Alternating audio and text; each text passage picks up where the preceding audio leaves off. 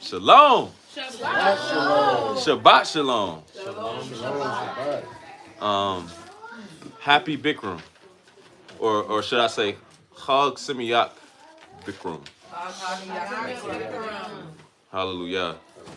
Today is the day of the first fruits feast unto Yahuah, where yeah, man, we give Yahuah our best, entering into this time period, really concluding the first part of the feast season of the year.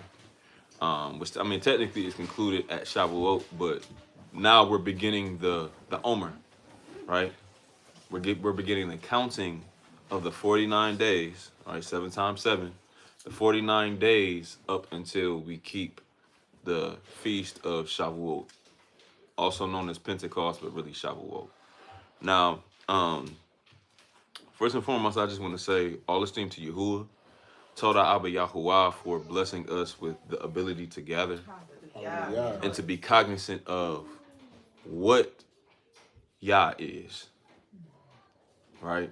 Who he is, but really what he is, the being, the creator of all, whose name is above all names. Hallelujah. Hallelujah. Who is worthy of worship and praise. Was able to have a very intimate session of praise unto Yahuah in Yahuah's temple at Hop. And it was told, man, it was so told, getting the chance to tap in with the instruments and really just invoke Abba Yahuah's presence, and really just finding comfort in him as the refuge and him as the strong tower of invincibility, as our El, as our Ishi, right? Shalom to everybody entering into the room. Shalom, shalom, shalom, family. Shabbat shalom, family. We love you. Yeah. We appreciate you all. Yeah, very intimate space and very, very specific and very strategic. I want to talk about today. I want to talk about devotion. I want to talk about what devotion looks like, the practical application. What does it look like now in today's time, in the perilous times where people don't regard Yah, people don't regard marriage, people don't regard covenant, people don't regard friendship, people don't regard compassion, people do not regard the lengths that Abba Yahuah has gone through to preserve us as the remnant. That's majorly lacking. And so, with that being said, Abba Yahuah spoke to me and he said, "You belong to me."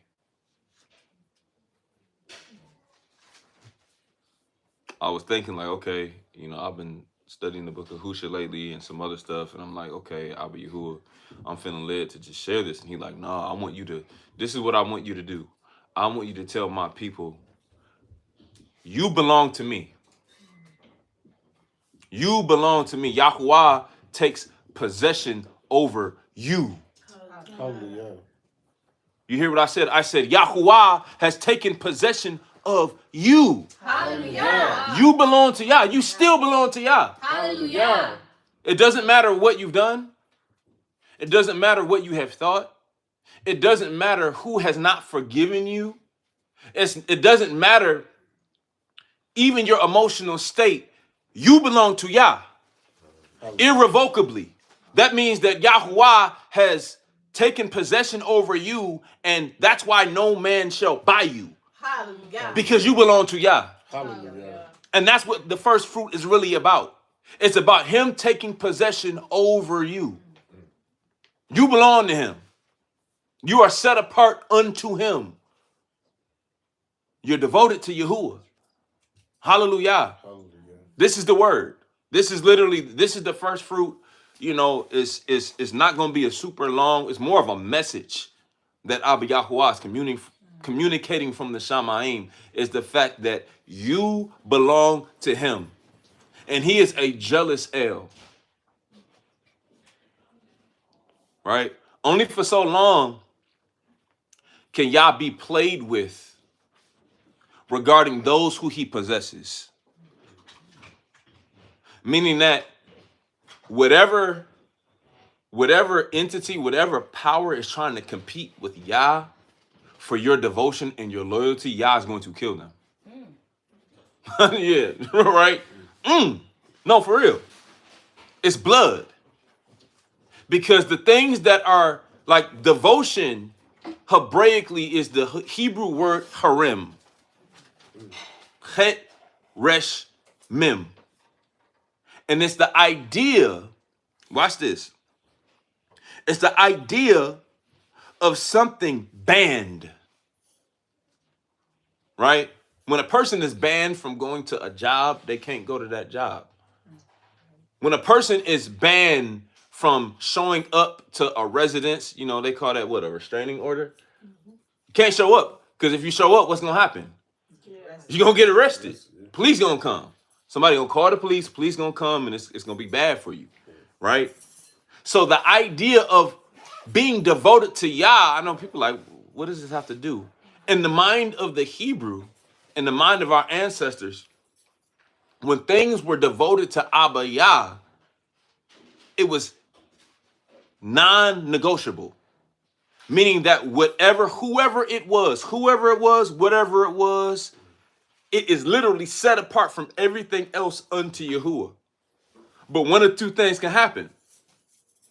Yah either destroys what's harem or what is declared as harem, which I'm gonna get into more detail about what that means. Because you're not just harem randomly. Yah has to declare you harem.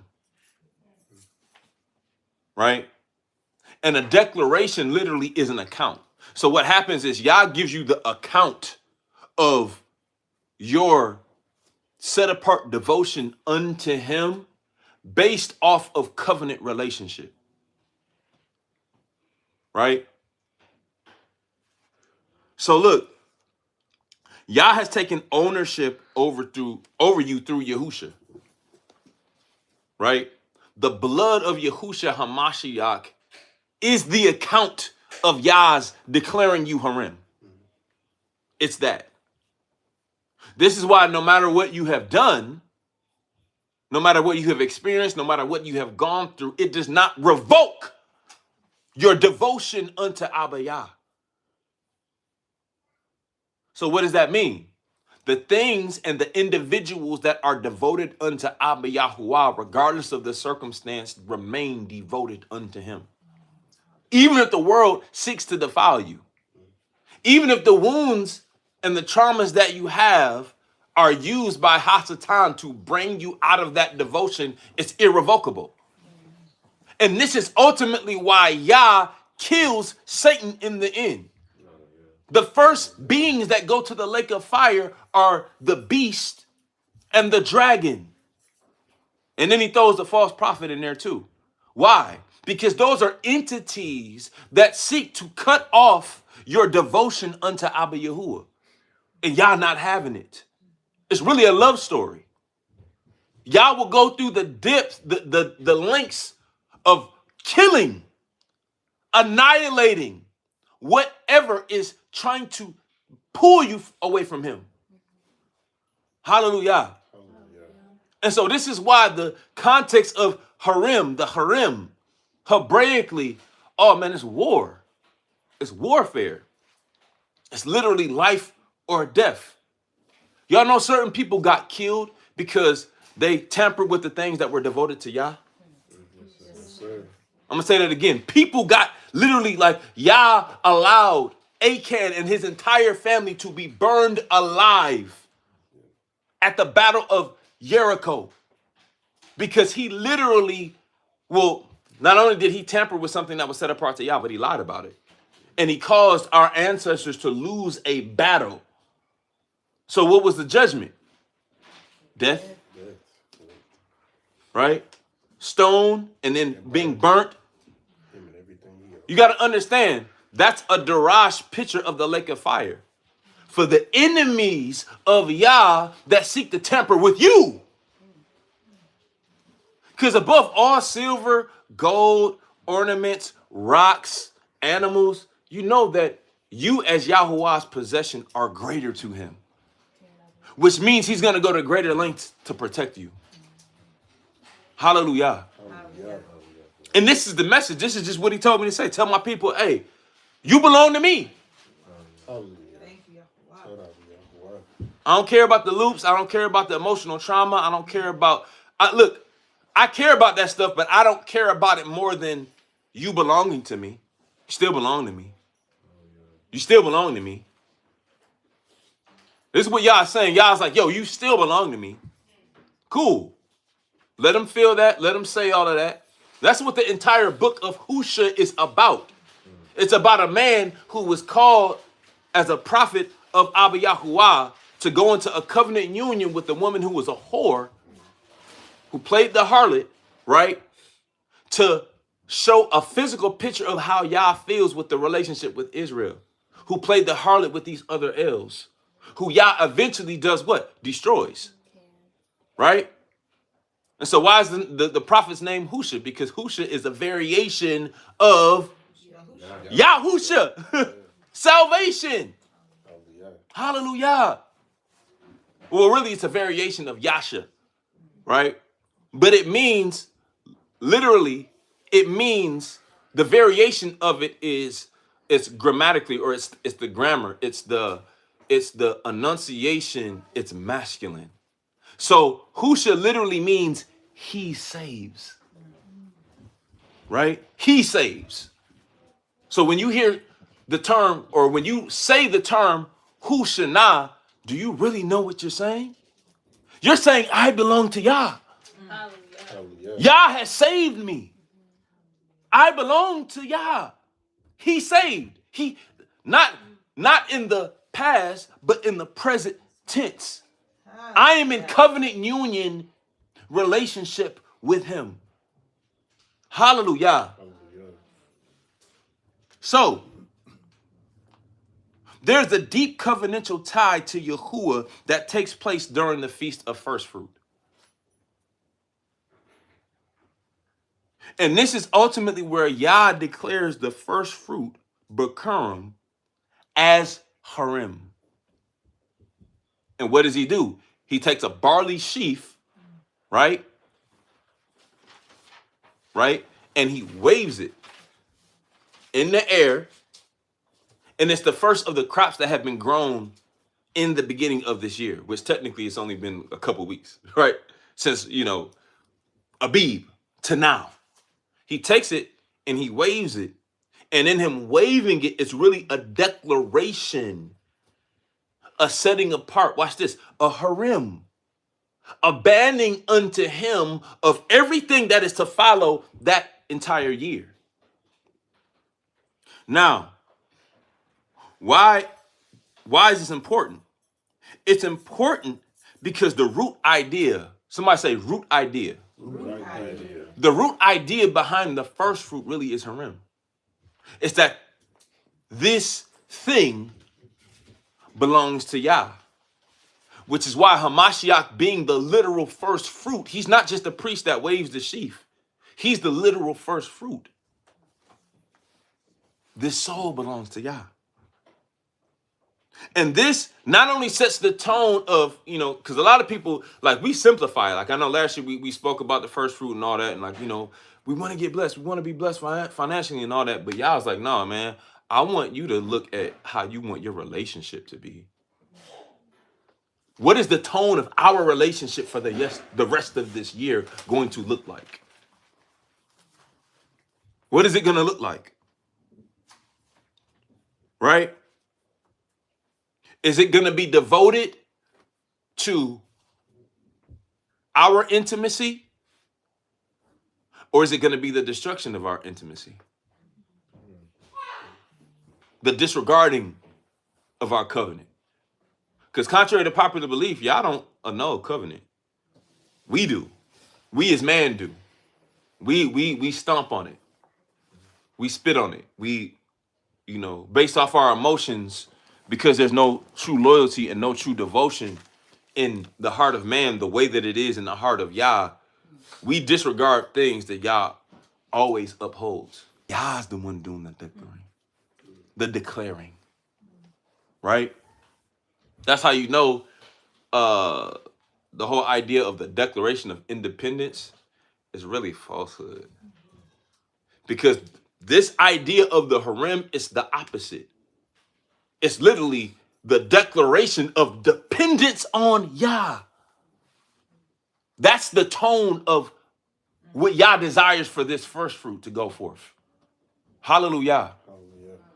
Put a can in the room if this is connecting with your spirit. And you got to understand this dedication is irrevocable, meaning that it can't be taken back. Can't be taken back. See, a lot of people think that, when Hamashiach says, except for fornication, but that doesn't mean that the parties, particularly of the East, can't overlook that and go back. Because, Husha was committed adultery on plenty of times. But what did he do? He saved. He remained faithful. Matter of fact, we're going to read it before it's all said and done and shut it down. But I want to read you, at a certain point, I want to read you Yah's heart in the book of Husha regarding that proves that this declaration of devotion unto Yahuah is irrevocable in Yah's eyes. It's irrevocable, right?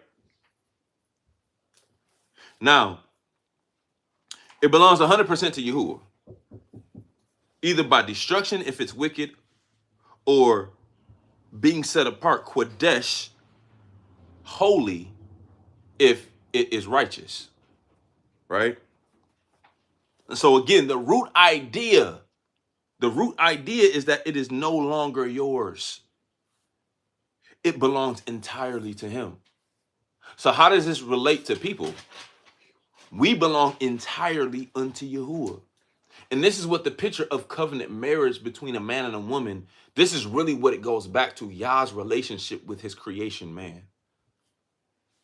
Hallelujah. I want you to write this down if you're taking notes, and then we're just going to kind of go a little bit deeper into some scriptural examples of this. But nothing a man devotes to Yahuah may be redeemed. What? I thought Yahushua was our bloodline kinsman redeemer. Absolutely. That's how you know he's Yah. That's how you know he's one with the Father. All of this is a foreshadow, a picture, a pointing to Yahushua and his intimate relationship with you, his zeal, his passion, right? His affection, his love story, his romanticism over you, the bride, right? Every devoted thing is most set apart unto Yahuah, and it can't be redeemed by nobody else, right? It cannot be bought back. It cannot be changed. It cannot be reversed, right? This is total, irrevocable dedication, right? Now, I want to tie this in a little bit more with Bikkrum, first fruits, right? You bring the first fruit offering unto Yahuah as really the beginning of the agricultural year, right? So these are the physical things Abba Yahuah has chosen to reflect the spiritual exchanges that he has with his bride all throughout the year. It's through the form of crops or fruit. And we're going to simplify it. Trees, branches. Trees, branches. Vines, vineyards. Or I should say vineyards, vines. And so anytime Hamashiach is saying, I am the true vine, right? My Father is the husbandman. What he's saying is that I am the first fruit. And if you are in me, we belong to Yah. And that's ultimately why in that very same book in John, it's a little bit, couple chapters earlier, he says, those that my Father has given me, no man can do what? No man can pluck out of my hand. So what I'm telling you is that the first fruit, this first fruit time period, or the reason why Yah is so serious, and he don't want you to eat nothing until you dedicate that offering unto him in righteousness and in honor and in integrity, is literally because he is declaring you as harem unto him. That's what he's doing. And if you're not careful in that time period, hey, you can allow certain things to tamper with you and have you on the wrong side of the man. Right? Because it's a thin line. Just like how you ever hear that term, it's a thin line between love and hate. Right? It's a song. But that's so true. And the Hebraic concrete evidence of it is the harem.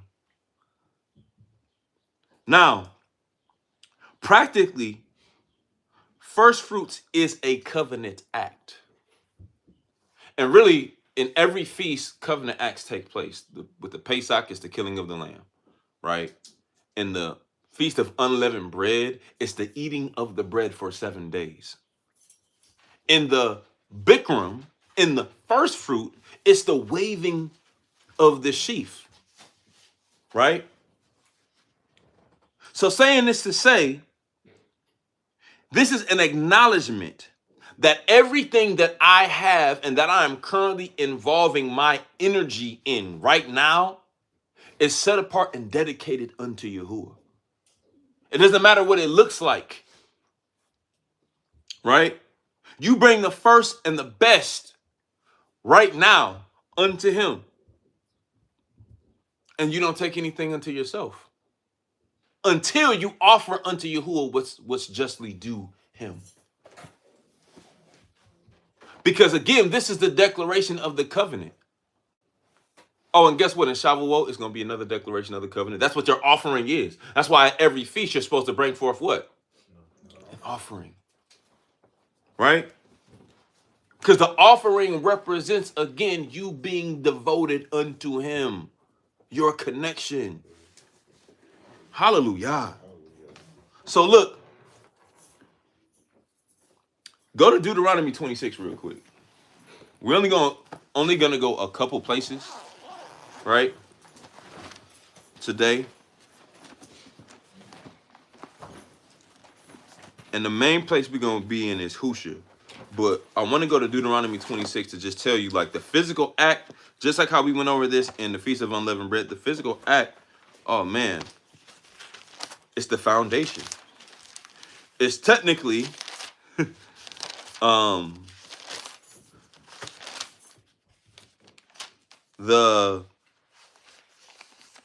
it's technically the Peshat. What I say? All right, we can start at verse 1 in Deuteronomy 26. Hallelujah.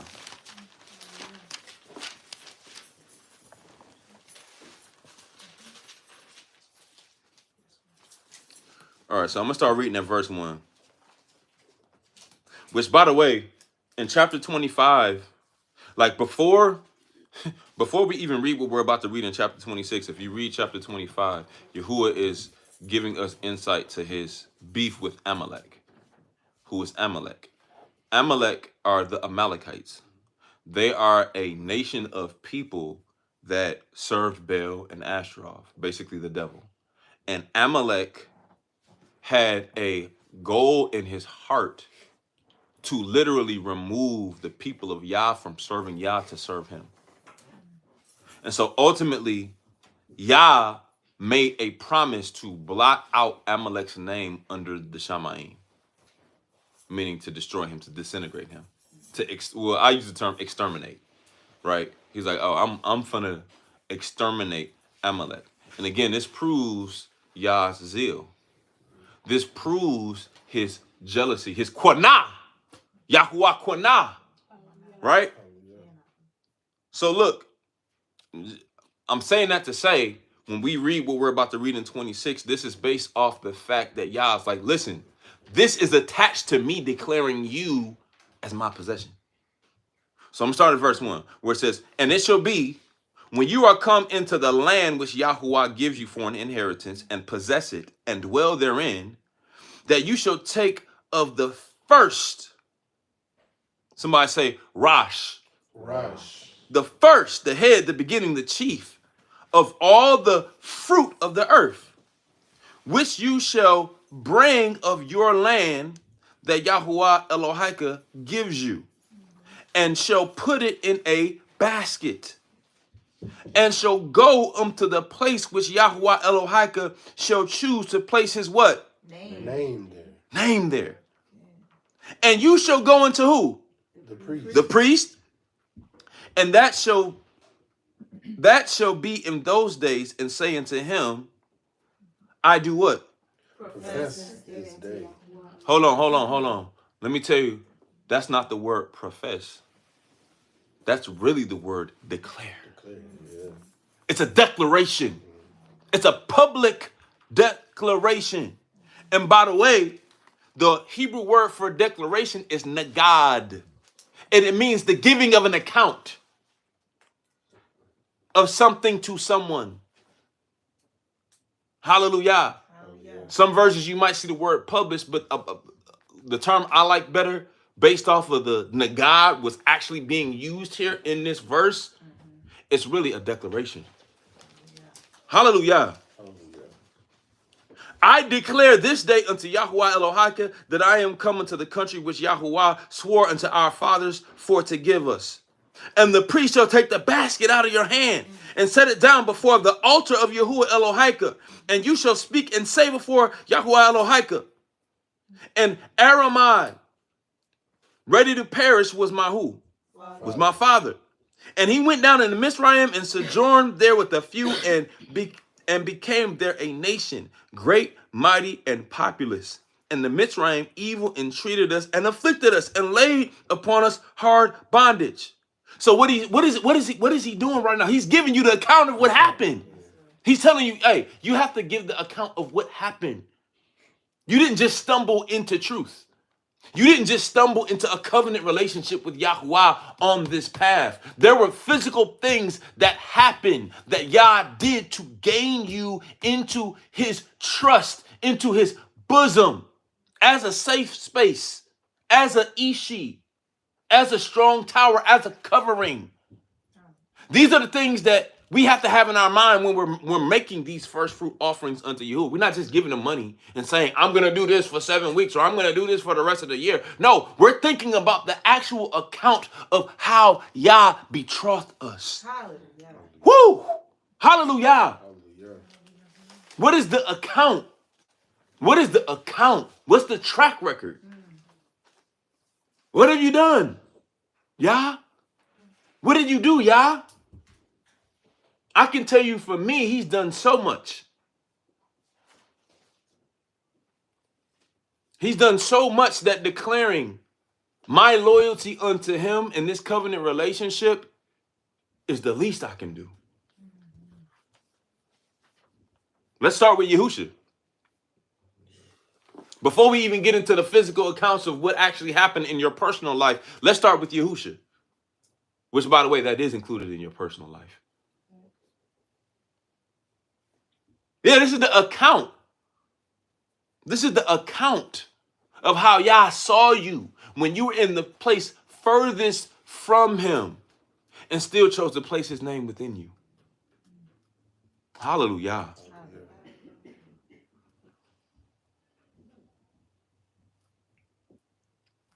Let's pick up at verse 7.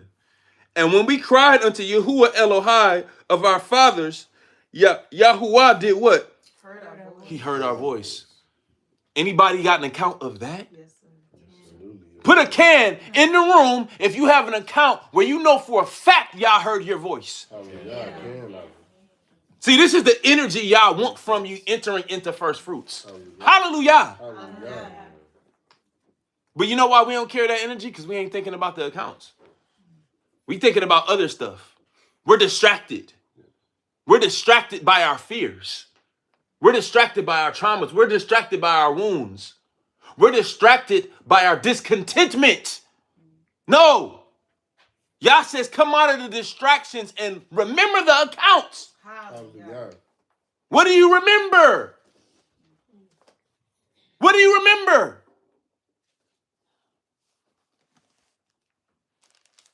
Yeah, when we cried unto El Yahuah of our fathers, Yahuah heard our voice and looked on our affliction and our labor and our oppression. How many of y'all been oppressed? How many of y'all were oppressed coming into truth? Some of y'all physically too. Not just mentally and emotionally. How many of y'all remember the oppression? How many of y'all remember the affliction? How many of y'all remember when y'all were trying to worship Abba Yahuwah and the enemy literally opposing you when you heard that you were set apart unto Yahuwah as his chosen? See, that's an account. That's an account. Hallelujah. Hallelujah. That's an account. Come on, man. Yeah. Yahuwah heard our voice and looked on our affliction and our labor and our oppression. And Yahuwah brought us forth out of Mitzrayim. You can go ahead and replace that with the word bondage. He took us out. He took you out of that. Right? With a mighty hand and with a stretched out arm and with great terribleness and with signs and with wonders. And he has brought us unto this place and has given us this land, even a land that flows with milk and honey. And now, somebody say now. Now. And now, behold, I have brought the Bikkrum of the land. I brought the first fruits of the land. Which you, O Yahuwah, have done what? Given me. You have given me. And you shall set it before Yahuwah Elohika and do what? Worship. Worship Yahuwah Elohika. Hallelujah. Hallelujah. Hallelujah. And you shall rejoice in every thobe thing which Yahuwah Elohika has given unto you. This is the energy of first fruits, y'all. It's not about just waving the sheaf and giving the money and making a commitment that you aren't really feeling really like motivate. No, it's about remembering the account till it breaks you. And it shows you the depth of your dependency on Yah based on the account. Hallelujah. Hallelujah. See, some shame is like a lot of people don't realize, man. Some shame, like if you are feeling shamed in this season, understand it's supposed to be thobe. Good. It's supposed to be, all shame ain't bad shame. Why? Because remembering that feeling and really sitting and dwelling in that feeling makes you get it. It makes you connect with Yah on how he feels when you choose to put your hope and your trust in other things outside of him. When you choose to revoke what you have declared unto Yahuwah as set apart unto him. That's how he feels. Only difference is it's not really shame to Yah because Yah can't be shamed. It's more so disappointment to Yah. It's really hurt to Yah.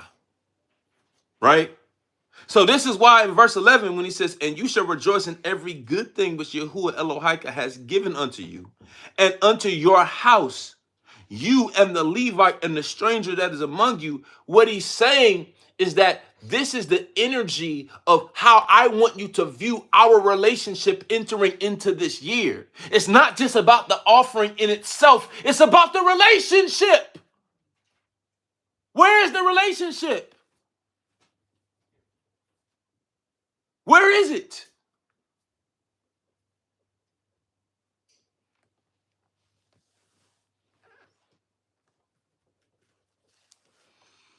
It ain't just about the end game. We talking about this last night with the Bikkrum. It ain't just about the end. When you focus on the end, you miss every account of the journey. When you focus on the end, this is why a lot of people are still stuck in the same loop. Because they're focused on just getting out of the situation and not experiencing what Yah is leading them to experience in the situation, so it can produce a resignation and a compassion of how Yah feels regarding the relationship he desires with you, so that you can actually believe that you belong to him. Hallelujah. Hallelujah. That's the problem. A lot of us don't believe we belong to Yah. A lot of us don't believe it. We don't believe Yah loves us. We believe Yah hates us. Why? Because look at the relationship on our end. Look at the relationship on our end. No. Yah loves you. This is really what he's saying. I love you. When he's saying you belong to me, what he's saying is I love you. I have loved you. Yaakov have I loved, Esau have I hated. Why? Because a covenant relationship. Because Yah made a promise that's irrevocable. Yah declared you as Haram. Hallelujah. Hallelujah.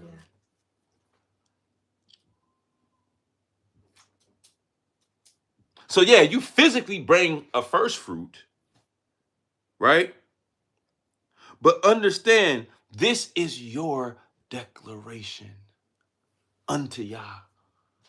I know some of us wish we could redo what we offered unto Yahuah, right? I know that for a fact. Some of us like, dang, what I gave was whack as hell. Man, let me go back. That was crazy. Like, are you serious? This is what Yah is really saying this feast really is about? Man, let me redo it. Well, guess what? Yah gave you Shavuot. Hallelujah. Woo! Somebody need to put a hallelujah in the room for that. Hallelujah. And see, this is why things are cyclical unto Yah, because Yah knows that what happened in the garden, it tampered with the DNA of man that made it even that much more difficult for him to produce what Yah naturally put within us from the beginning.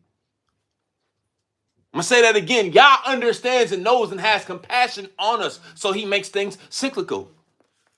Hallelujah. He gets it, man. So he have compassion. He understands what we going through. Right?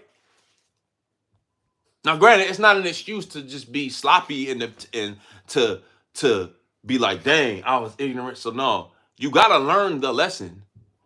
But what I'm saying is that Yah he's speaking to us in the Mawad, that we belong to him.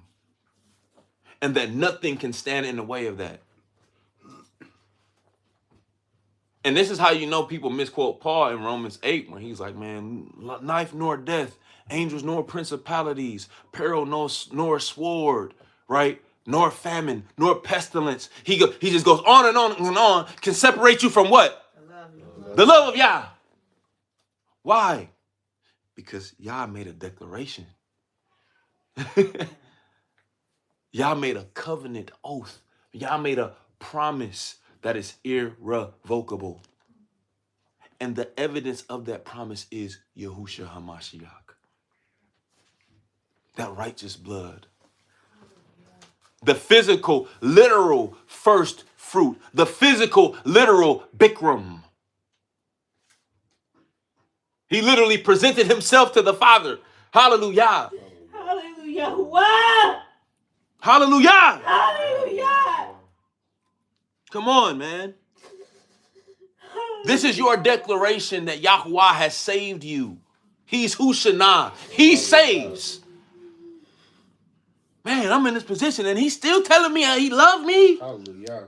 I'm here with it. Hallelujah. And he's still like, you belong to me. Hallelujah. Come on, man. Hallelujah. Come on. This is where the rejoicing and the honor comes in.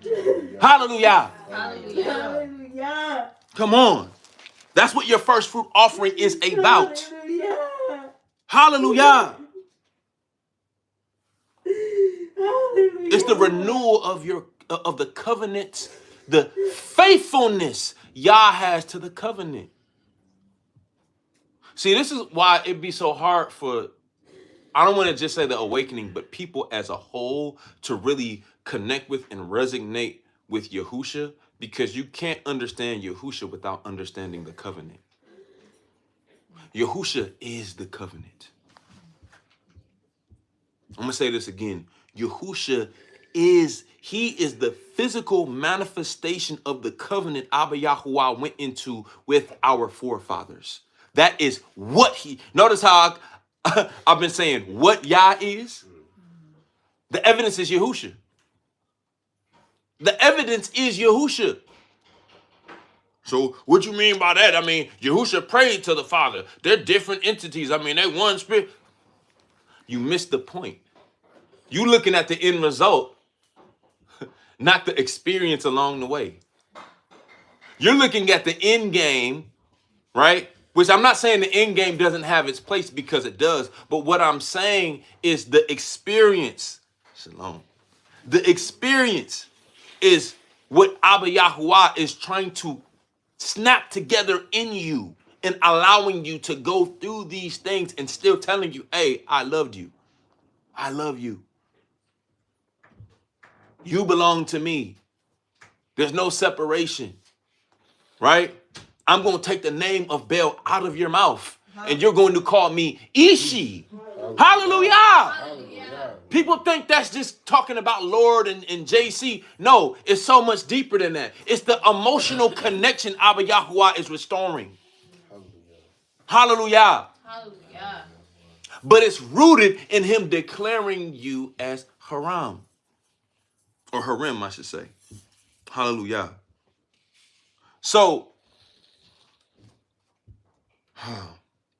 let's go a little deeper. What does it look like to be Harim, declared Harim to Yahuah practically?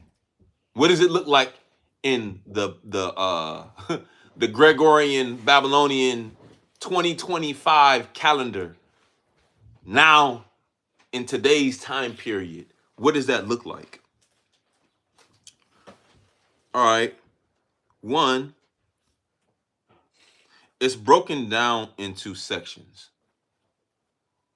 What do you mean by that?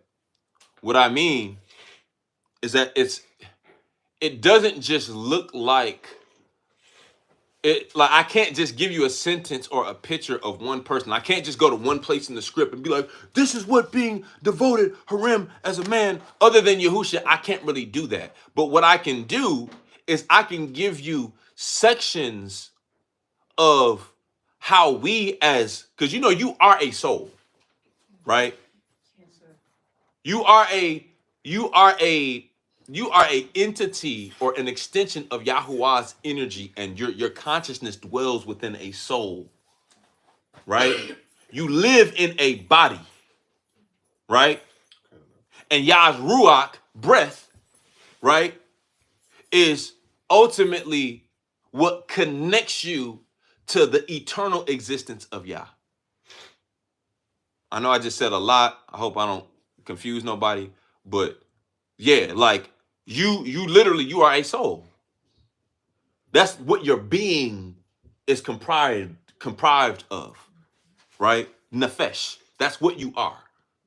However, it's the word of Yah that gives life. And I know we talked about this so many times, but the Ruach, the words I speak, they are Ruach and they are life. So your actual ability to continue in a actual conscious state without being eternally separated or vanishing or perishing, right? It goes back to that Ruach, that connection that you have with Abba Yah. And in that means that your soul is divided in various sections. One would be time. Because as a conscious nefesh, as a conscious being having a nefesh, having a soul, you are in a realm where Yah literally gave time. which I'm not gonna go into the Omer and all the different like variations of what time is Hebraically. Like that's not the point of that. But what I'm saying is that a way to understand what being harem or declared harem unto Abba Yahuah looks like, it's how is your time divided? What is being done with your time? Are we even conscious and aware of what we're doing with our time? Right? So one, it's time. Because guess what? Time is a gift that is given to you from Abba Yah. It's a gift that's given. I don't care how much money in the world you make. You can't buy time. I don't care how many subscribers you got on your TikTok, how much you make monthly. No, you cannot buy time. So the element of this idea of what does devotion look like, man, how are you spending your time? How much time do you actually spend in the presence of Abba Yah? I'm saying consciously. And I ain't talking about selfishly, but I'm saying in a space to where you're able to connect with what his desire is for you. Are you spending enough time with Yah to understand or even pray and ask about his emotional needs regarding your relationship with him? Are Yah's emotional needs important to you? These are the questions that will, should grind your mind and your understanding of what it, because a person who is devoted, who is declared harem unto Abba Yahuah, this is what they think about. They're thinking about this. And not, watch this. This is the kicker. Not just when they feel like it. Not just when they feel like it. They're in a constant state of thinking about this. So one time, we don't got to spend a lot of time on it, but finances, right?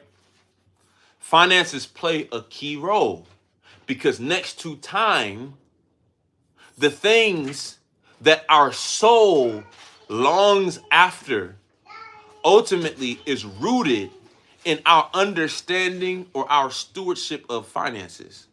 How can you even make that determination? That sounds crazy. You want to know why? How do most of us spend our time? Trying to get finances. Trying to get money, trying to get finances, right?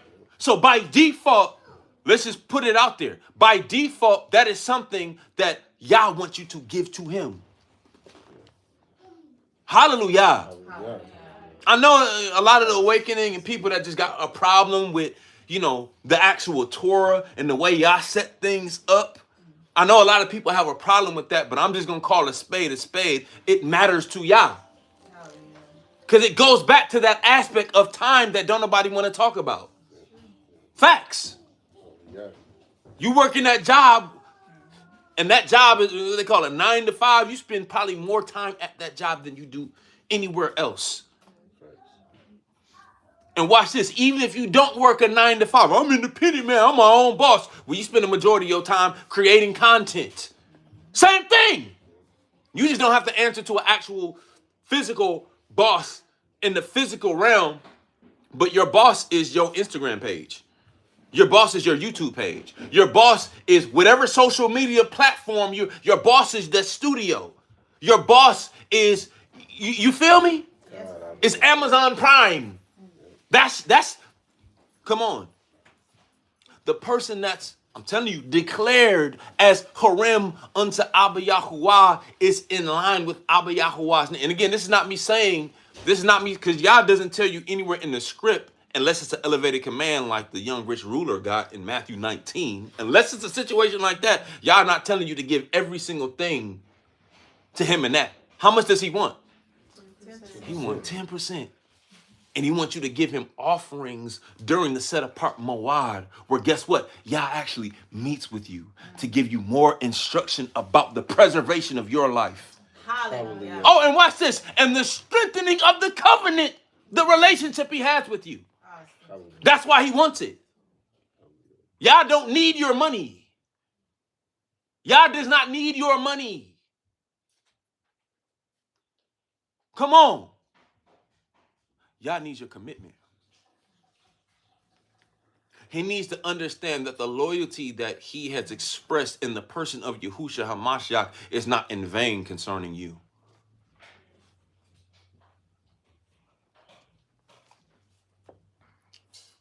I know this is very prophetic. We not going as historical and scholarly with it today because this, I told you, this is more of a message than it is a teaching or a sermon. This is more of a message that Yah is communicating. This is what the mindset, this is what the true devoted mindset is unto Yah. So, okay, we dealt with time, we dealt with finances. Let's go to 3, decisions. Some of us got some major decisions in life that we either are in the midst of making or are about to make. I ain't talking about the ones we've already made because we've already made those decisions. I'm talking about moving forward, right? This goes right behind finances and time because you got to understand those decisions will affect the first 2 things majorly. But before they affect the first 2 things majorly, these are things that Abba Yahuah wants you to confide in him with to give you the direction on. And this is where we get the understanding of the fear of Yah. Because the fear of Yah is literally you being influenced by Yah to make decisions. Put a 75 in the room if what I just said is really helping you to see the practicality of what being devoted unto Yahuwah really looks like. Yeah, 75. Because we talk about the fear of Yahuwah, but we don't really understand the fear of Yahuwah in the sense of influence, in the sense of our fears ultimately are our gods. So that's why the fear of Yahuwah is the beginning of wisdom. Because if you don't fear Yah enough to really be influenced regarding decisions, regarding time, regarding finances, and we'll deal with the next 2 next. But if you ain't doing that, oh man, you are not declared harem. You're not. And if you are, guess what? It's on the wrong side. It's on that destruction side. It's on that beast, false prophet, dragon side. Big facts. Yeah. These decisions, see, this is ultimately why Hamashiach said this kind only come out through prayer and fasting. When they was trying to cast out the demon out of the little boy, right? In Matthew and in Mark. He said that because Yah really desires you to seek him regarding decisions that you make in life and even circumstances that you face. But it actually takes a type of person that is really in that vein or in that strongly, firmly rooted relationship with Yah that's really going to have the resilience to do it despite of what they feel in their flesh, despite of what they feel in their soul, right? Despite of those things, to really still get up and be like, you know what, we're going to continue to do this thing. Hallelujah. Hallelujah. It takes a type of person to really be on that. See, this is why it says in Proverbs, it is the esteem of kings to search out a matter, right? Why? Because Yah will hide it. Yah will literally conceal it. Yah will literally hide certain things from his people in order for them to strengthen their relationship with him. Hallelujah. Oh, you got to come see me to get this. Yeah. Oh, I know where it is. I know where it's put up. But no, you got to take some time and no, you got to. You know how they use the term? You got to jump through hoops. Yah makes you jump through hoops to strengthen your relationship with him. And when you look at it like that, it ain't even really like you jumping through hoops. You're experiencing him. And because of his zeal, his jealousy for you, he will go to extreme lengths and measures to make you do that. Look at Yonah. Look at Yonah. He let all that stuff happen. He let all that stuff happen. So Yonah could ultimately get to a space to see like, man, okay, Yah really is serious about his love for me. I don't have to be jealous of Babylon. Because that's what that was. Yonah was jealous of Babylon. He's like, man, Yahuah, why are you messing with these people? These people they didn't oppress us, and you trying to bring salvation to them? And Yah's like, oh, you don't get it. You looking at the end result. You don't get it. So yeah, now you got to get ate up by a fish. You got, you feel me? You got to, it's create extreme lengths and extreme measures. Somebody say extreme lengths. Extreme lengths. And extreme measures. Extreme measures. To strengthen the covenant. Strengthen the covenant. Hallelujah. So yeah, man, them decisions is major. All of these things, the person that's devoted unto Yah, like these are at the forefront. Yah is in front of time. Yah is in front of finances. Yah is in front of decisions.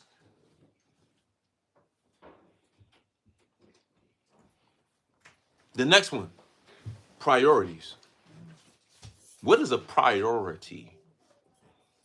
What is a priority? We ain't even got to go Hebrew with it. Y'all know what the word prior means? First. It means first, but specifically before. What was going on before the attitude changed? What was going on before the relationships, the dynamics of the relationships changed? What was going on prior? That is the catalyst to understanding how Yah wants you to perceive him as it relates to priorities. Somebody be like, oh, priority means what's important. Yes and no. Yes, it's what's important, but you got to understand what's important will always change if there is no firm root. If there is no, this is why Hamashiach said, listen, man, the person who puts his trust in my words, builds his house off of a rock, right, is the one who trusts in my words. And when the storm comes, what's going to happen? The house is going to stand, right? Priorities are based off what is firm. Some of us got to go back to some of the things y'all spoke to us 2-3 years ago. 6 months ago. 2 months ago. Because these are things that Yah said prior, and we looking for Yah to speak to us now when Yah already spoke to us. Yeah, priorities. The word of Yah is the priority. Why? Because it's a catalyst for the relationship. And when I say catalyst, it's like the birthplace, right? Hallelujah. What was prior? What did Yah say prior to you getting to the season where you feel like you can't hear him? And you just so far off. Man, what did Yah say before? What did Yah say? What did he say? What was communicated? Last one, number 5, and then we're gonna hit our precepts and we're gonna shut it down. Relationships, man. Because you got to understand, your relationship with Yah will always be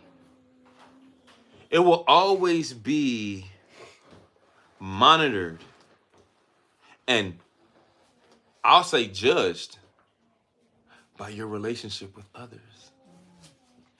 What? No, I got my own personal relationship with Yah.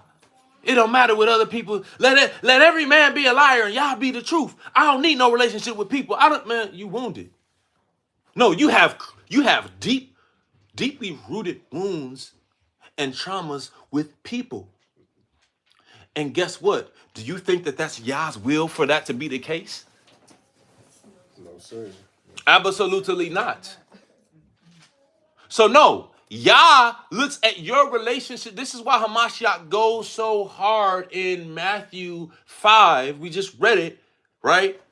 About presenting an offering before Yah, and you got a problem in a relationship that you had with somebody in truth, in the walk. Hallelujah. Oh, yeah. Why? Because I'm telling you, Yah looks at those relationships. Why? Because they're supposed to be a reflection of Him. How you're dealing in your relationship is supposed to reflect you bearing the name, the character of Abba Yah. That's why watch this, the disesteem of your father is no esteem unto you. How is Yah disesteemed? In how you treating your brother, your sister, husband, wife, a co-worker, because you're not representing his name properly. Technically, you're bearing false witness on his name. Why? Because we're supposed to be the witnesses. Did Yah not declare that we are his witnesses? But how we going to be witnesses and the evidence that we're bearing is not evidence that Yah's Ruach is within us. It's not evidence that Yah is saying, I love you. You belong to me. Oh, because it's hard to do that when you offended. It's hard to do that when you got stains on your nefesh, on your mind, post-traumatic stress, right? Yeah, no, the relationship is the last, but it's just as important as all the other factors because, again, they all reflect whether or not you are declared as harem unto Abba Yahuah. And again, all of these things, you have to look at all of these things before you can really see how the tone of your relationship with Yah is going to be set going into the year. This is why some of us, when we start off whack during this time period, it'd be so hard to get back on track. Even though we showing up at Sabbath and we showing up at trumpets and we showing up at Sukkot and Yom Kippur and you know, dedication and all the other, we showing up, but we're not showing up mentally. We're not showing up internally. We're showing up physically, but we're not showing up emotionally. Hallelujah. Hallelujah. Okay. Write this down. Irreversible commitment. See, Yah's commitment is irreversible. This is why no man can buy you. No man shall buy you. Because you belong to Yah.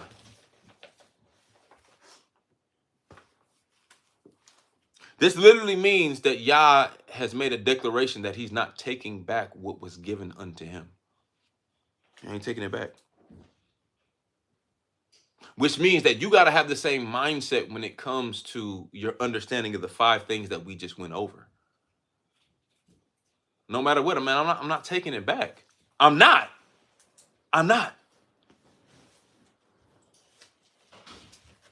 You cannot reassign the things halfway through the year that you have given unto Abba Yahuah because of adversity. You can't do it. You know why?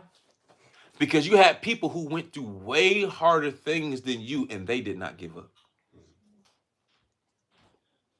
We ain't even gonna deal with Hamashiach, what he went through. Why don't we look at Yosef and what he went through? Come on. Did he reassign after he got sold to the Ishmaelites? Was he like, you know what? Hey, let me go see what these Ishmaelites talking about and bow down to Zoroastrianism and worship these rocks. No, man, he stayed faithful and committed unto Yah. Right? You can't reassign things and just change things up because of how you feel.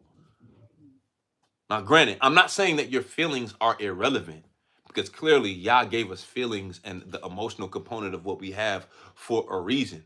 But does Yah move based off how he feels? Let me tell you how Yah moves. He moves based off the covenant. What's the evidence of this? You know, it was a time period where Yah told Moshe, "Hey, I'm about to destroy all of them and make I'm about to destroy this nation because they fooled him." He was angry. He was emotionally moved. He was emotionally moved. But what did Moshe with his meek self? All esteem to Yahuah for the meek ruach in Moshe. Hallelujah. Hallelujah. Moshe, what did Moshe remind him of? The covenant. Oh man. No, don't do that, Abba Yahuah. You got to remember the promise to Abraham. These nations will look at you and say, he delivered them out of Mitzrayim to just destroy them? No, he reminded him of the covenant.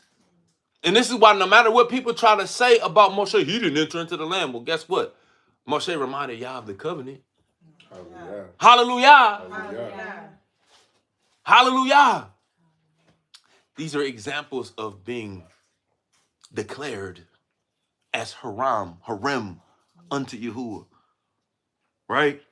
Moshe reminded him of the irreversible commitment that he made. And Yah was like, you know what? You're right. I'm still gonna take care of this generation because they fooling. But you know what? It's still some people out here that resonate with the relationship, that resonate with the irrevocable or irreversible, I should say, commitment. Hallelujah. Hallelujah. Because it's a literal test, right? All right. Let's go to Romans 11, verse 16. We're just gonna read literally just this one verse, and then we're gonna read Husha, and then we're gonna be done. Hallelujah.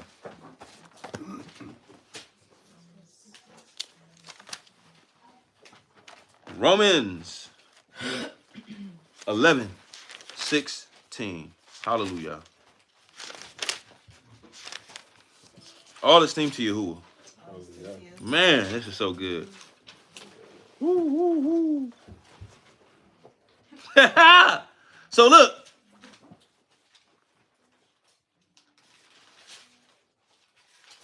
For if the first fruit be Kodesh, the lump is also what? Now granted, he's talking first fruits, but I want you to see the principle, the haram principle in what Yah's pulling out here. This entire chapter is about Yah choosing Shaul and ultimately Israel to minister to the Gentile nations. That's what this entire chapter is about. And it's about the order and the structure of that ministering that the Gentiles get through us. Hallelujah. Hallelujah. So I ain't gonna go through the whole thing because that's not the point. But I want you to take a close look at the verbiage, because he's not random when he says first fruit. Right? It's the same term, Bikkrum. Now look at this. Look at this, y'all. For the first fruit be Kodesh, the first fruit be Kodesh, holy. The lump is also Kodesh, holy. And if the root, somebody say root. Root. If the root if the root be Kodesh, so are what? The branches.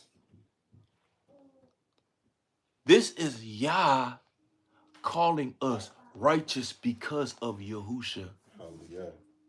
The fact that Yahusha exists is evidence within you of righteousness existing.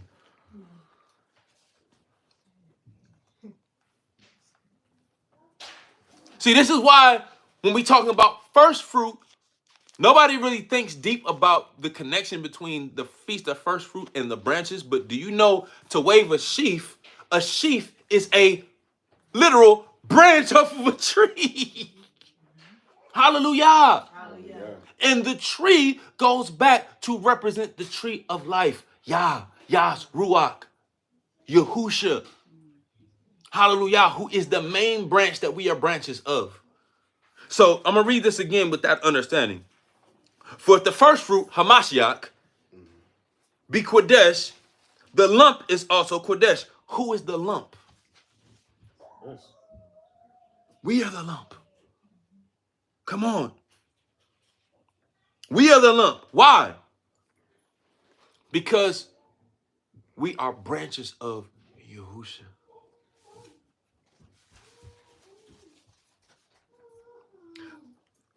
So look. And if the root be Kodesh, so are the branches. And if some of the branches be broken off, and you, being a wild olive tree, were grafted in among them, and with them partake of the what? Root. And fatness.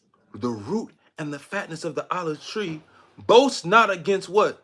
The branches. But if you boast, you bear not the root, but the root you.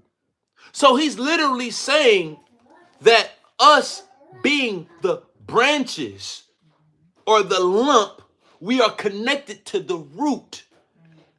Right? Then he says, look at this. Verse 19. You will say then, the branches were broken off that I might be what? Grafted in. And we talked about this before, right? The Bach and like the whole idea of what these terms, right? What they mean, right? To cleave, to graft. Like it's a picture of Yah's overall declaration of calling us haram. Right? It's a first fruit picture of why Yah sent Hamashiach into the earth, which is to reconcile us, to declare us righteous back unto him. Because you know that first covenant was messed up because of sin. Because our ancestors not believing that Yahuwah really loved us. Right? And today the same thing has happened, which is why Yah is using individuals now to deprogram us from what Babylon told us, that we was Gentiles and Yahuwah didn't love us. Hallelujah. Hallelujah.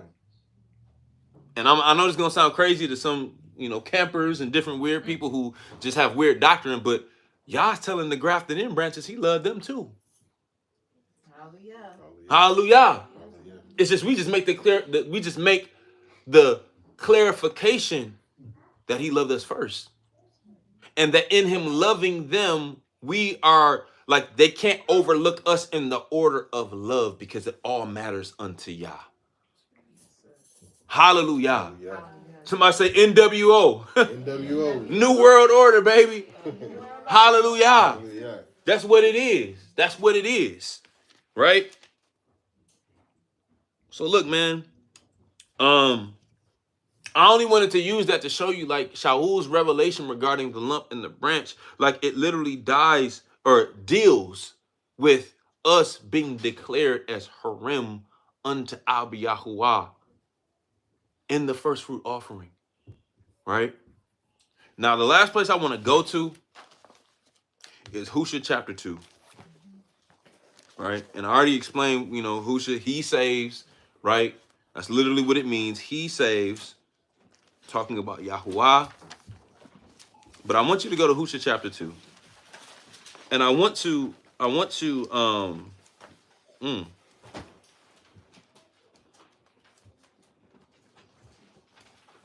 this is so deep. Because this entire chapter is powerful. But I really want to just key in on because I feel like we went over this recently, but Yah is just giving me more layers to it. I want to start at verse 14. Right? And I'm telling you, this is all predicated off of what Yah is saying regarding you belonging to him. Right? It's not a new message. Everything is here. It's like we were talking about yesterday. Everything is here. Everything has already been mapped out. Right? So I'm going to start at verse 14 in Hosea chapter 2, which I already gave you the background of what this book is all about, who the prophet Hosea was, like his assignment, right? What the woman he was with represents, what the children represent. All of that is in chapter 1 and a little bit of the beginning of chapter 2. But I'm going to start at verse 14. It says, Therefore behold. So he's picking up a thought after describing some specific things that happened earlier in chapter 2 regarding Israel being separated from him. and going after other elves. The relationship really of Israel being forsaken. He talks about the depth of them. Actually, he literally mentions Baal and Ashtaroth. But watch this, y'all. And I'm not about to read it because I want to focus on these verses. But guess what? He talks about the grain offering, the bread, the fruits that our ancestors sought after other elves and other nations to receive when the whole time Yah was the one giving us bread. That was Yah's issue, was the fact that just like this woman that was married to Husha was looking for love every place outside of him, it was the same way with our people. Right? So listen, Yah makes a declaration that he's going to look, man, he going to deal with Israel for turning against him. Remember, I told you, Yahuah is Yahuah Quanah. He's jealous, man. And it's only so long you can play with that man until, well, I won't say man because Yahuah is not a man, but the idea of when you see a man angry and enraged and in zeal and in jealousy, it's literally a reflection of the love that he has for this woman, right? Same thing with Yah. So Yah makes a declaration in the earlier part of chapter 2 of Husha, the fact that he gonna deal with Israel and he gonna deal with these nations. And that's ultimately why you see a repetitive pattern in the book of Isaiah, in the book of Jeremiah, in the book of Ezekiel, and various other books of the judgment that these other nations get. Why? Because they stood in the way of the relationship between Yah and his people. Right? So I'm going to start at verse 14 where he says, therefore, behold, I will allure her. Who is her?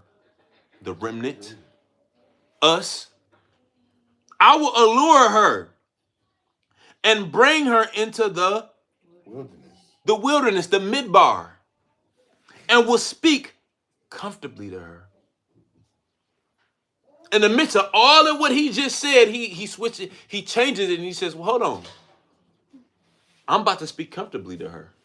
I know I went through all this. I know I was zealous. I was angry. I was mad. I was frustrated. Really, I was hurt. But guess what? I'm still going to speak comfortably to her. I'm still going to tell her you belong to me. Look at this. And I will give her vineyards from thence. What is a vineyard? It's a tree. Yeah, it's a place where wine is grown and they grow grapes and other fruits off the vine. But you have to look at it metaphorically as a tree that produces fruit. And I will give her vineyards from thence and the valley of what?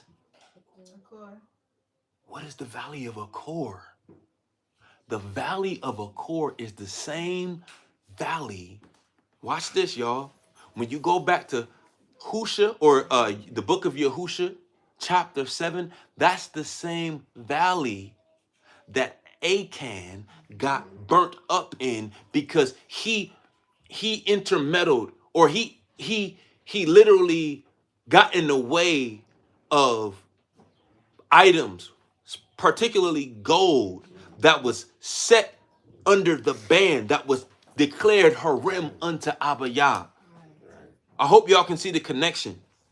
But he's speaking very prophetically. We're getting to a deeper level of biblical interpretation here, right? But what he's saying is that the valley of Achor for a door of hope, what he's saying is, listen, the valley of Achor represents my indignation for those who interfere with my protection and my relationship and my hand on my people. Achan was an example of that. He was an example of Yah killing his enemies who played with the salvation of his people, who played with the relationship and the advancement of his people entering the promise that Yah gave him. Hallelujah. Hallelujah. This is why it's a door of hope. Hallelujah. It's a door of hope. Look at this. And she shall what? Sing. Sing there. Why? Because she's going to remember the account. We're going to remember the account. Hallelujah. Man, this is so deep and prophetic. This is going to go over so many people. I already know for a fact it's already over. Most A lot of people's heads, they don't understand that this is what's physically, literally taking place now. We're remembering the accounts. Hallelujah. Hallelujah. Oh, man. And she shall sing there as in the days of her youth, and as in the day when she came up out of the land of Mitzrayim. And it shall be at that day, says Yahuah, that you shall call me what? Put it in the chat, family. Ishi. You shall call me Ishi. And shall no more call me Bali or Baal. Let's look behind the physical. Let's look deeper than the names. It's the relationship. It's the relationship. It's the relationship. It's the idea of the Ishi being one who withstands and exists.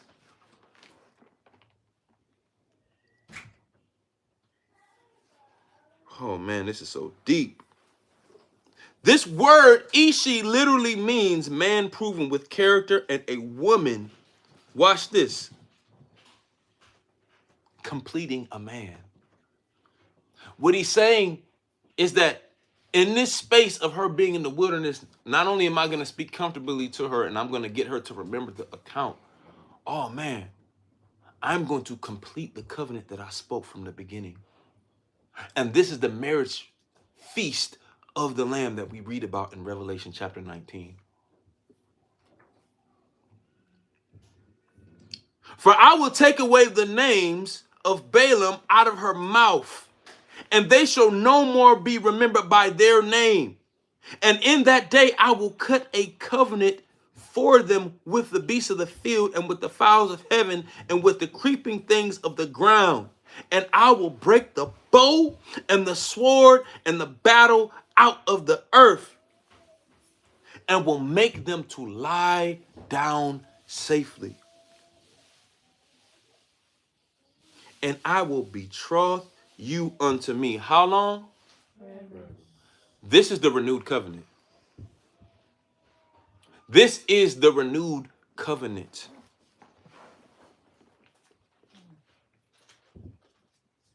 Yeah, I will betroth you unto me in righteousness and in judgment and in loving kindness and in mercies. He's not just randomly talking here. He's not just randomly talking here. I will even betroth you unto me in faithfulness, and you shall know that I am Yahuah. And it shall come to pass in that day, I will hear. Now notice when he says hear, what he's really saying is that I'm not just gonna like hear in the sense of like, oh, hearing with my ear. I'm gonna act upon some more things. Right? I will hear, says Yahuah, I will hear the what? The heavens, and they shall hear the earth. What he's saying is that the witness of truth during that time period is going to be evidential. I'm going to establish everything that I said in the past from these Shamaims. You're going to actually see it in the earth realm. Right? Watch this. And the earth shall hear, watch this, y'all. The what? The grain. The grain. That's you. That's you as the first fruit offering. The earth is going to be restored because we are going to be in our rightful place with our Ishi. Hallelujah. So guess what? The earth is going to benefit. I think in the book of Romans chapter 8, Shaul says something like this. Creation groans for the manifestations of the what? The sons of El. What that's saying here is that those sons will have manifested in the first fruit of Yahushua HaMashiach. That's the resurrection. That's the marriage supper of the Lamb. Yeah, the earth shall hear the grain and the wine and the oil, and they shall hear Yisrael. Oh, wait, what is Israel? We got to go, or Yisrael. Yisrael is one of the names of the children that Husha had with his woman who was in Portum. And it was symbolic for the renewed name, watch this, of the house of Israel. And they shall hear, what it's saying is that, listen, them first fruits are going to redeem Israel. Those first fruits being in Yahushua HaMashiach are going to bring life to the rest of the nation. Hallelujah. Hallelujah.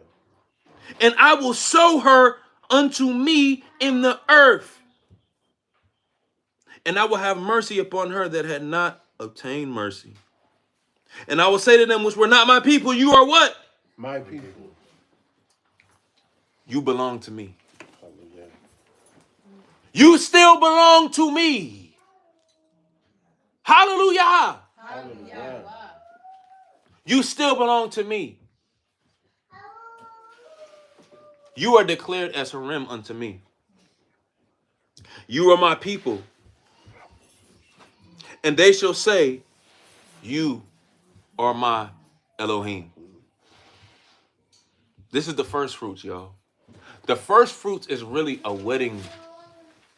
It's really a wedding ceremony. It's really a wedding celebration. It's really a wedding celebration. It's really, watch this, y'all. It's really a betrothal. Notice how he literally says that, again, nothing is random that we reading when y'all saying these things. He's saying these things because he's sowing a seed, which is a message to his people that it ain't over. It's just beginning. Hallelujah. Hallelujah. So at the end of the day, verse 23, when he says, I will sow her unto me, that word, it's seed. It's the idea of the continuation of the covenant. Right? So I just wanted to elaborate, man. Like, Yah, man, he ain't done, man. He's not done with you. You still belong to him. He still loves you. You are still set apart unto him. Regardless of how you may feel, regardless of what may have happened, regardless of the circumstances, this is what Yah is saying. I still love you.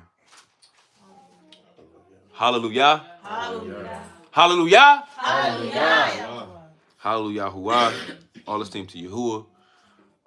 If this is motivation for you to sow into this ministry work that myself and my Isha do on behalf of the word of truth and righteousness, I believe that administrators have placed in the chat how you can sow, be it a first fruit offering, be it a tithe, be it just a donation, be it just a declaration, hallelujah, Hallelujah. of your devotion of being Harim, being set apart as Harim unto Yahuwah, and how you just desire to have that relationship with Abba Yah, that strong, firm relationship based off of a rock, not based off of sand, not based off wavering, not based off of how you feel in your emotions, but you really want to start this thing outright. I'm telling you, you sowing that seed is a physical act of faith, of you sowing into Abba Yahuwah, your expectation of him meeting with you moving forward. And I'm not saying that if you don't do it, Yah ain't gonna meet with you. I'm just saying you actually sowing it is an act of faith. Hallelujah. Hallelujah. Unto Yahuwah. Because regardless, whether it's here, I mean, whoever's watching this, this is meant for you, right? This is, I'm not into that, oh man, we gotta reach the nation. Look, man, at the end of the day, Hamashiach wasn't even out here trying to reach the nation like that, for real, for real. Like, he was, but look at what happened then, right? Multitudes followed him, and then it went down to 70, and then just 12. Like, and then at a certain point when it got super turned up, nobody was following him. So I only say this in light of whoever actually hears the voice and the Ruach of Yah. If that's you, be obedient to what Abba Yahuwah is telling you, and move in faith based off of what you know Yah has already done in enhancing your understanding of his ways. Hallelujah. Hallelujah. Hallelujah. We ain't trying to convert the nation. We ain't trying to get the awake. Look, man, at the end of the day, who and where you hear the voice of Abba Yahuwah from is set apart, and that's up to Yah, not up to me. What's up to me is to speak whatever Yah communicates to me and to tell you what it is. And what Yah saying right now is that he loves you and you still belong to him. Hallelujah. All esteem to Yahuwah. Shabbat shalom. Shalom Shabbat. Hallelujah. Hag Semiyak Bikkrum. Hallelujah. 7 weeks, right? From the counting of the Omer, we're going to keep Shavuot. Hallelujah. Hallelujah. All esteem to Yahuwah. Hallelujah. All esteem. Shabbat shalom, Tony. Hallelujah. I see you in here. You've been faithful. Hallelujah. Hallelujah. All esteem to Yahuwah. Definitely see you in here. And everybody that is joined on the live, man, I want to say shalom. I love you all. And yeah, man. Yeah. Set yourself apart unto Yahuwah, because it's what he's saying. It's not over. Shalom.